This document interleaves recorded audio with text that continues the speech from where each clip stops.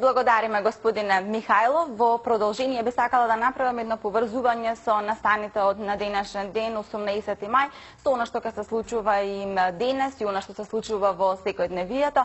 Имено Македонија се повеќе се залага за да им помогне на луѓето кои што се болни од аутизам, на децата, па токму такво нешто се случи вчера во дневниот центар за аутизам. За малите дечиња кои што се болни од аутизам изнајдена е картичка на која што тие ќе може полесно да извршуваат својата комуникација.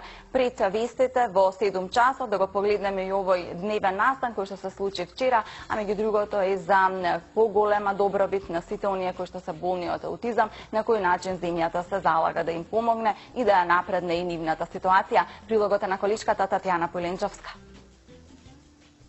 Од децата за деца.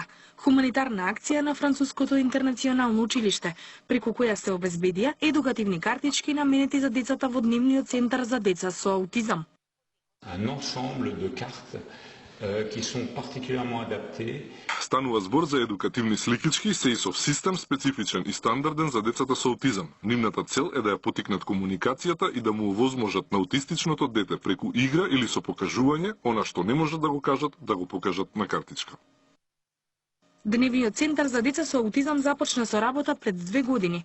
Има капацитет за згрижување на 15 деца на возраст до 18 години. Во него се вклучува и институционална заштита на децата и младинците со аутизам, како и развој на социјалните вештини преку едукативни работилници. Дневниот центар за деца со аутизам сака да поздрави оваа иницијатива и да им се заблагодари на Француското интернационално училиште што покажи интерес за овие деца преку донација на пекс картичките во нашиот дневен центар, кои што се од голема важност за нас како стручни работници во напредокот во работата на децата со аутизам.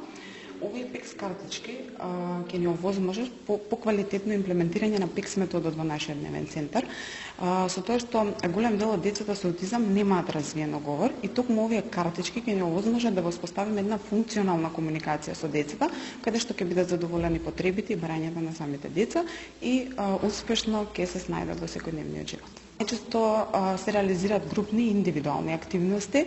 Акцент ставаме на индивидуалниот третман, затоа што се покажа како еден од поуспешните во напредокот со децата со аутизам. Во текот на третманот се реализираат меѓународно прифатени и развиени методологии, како што е АБА методата, бихевиоралната метода и секако ПЕКС методата, која што сме денеска собрани за оваа донација. Француското интернационално училиште ќе организира уште неколку хуманитарни настани, во кои директно ги вклучува учениците.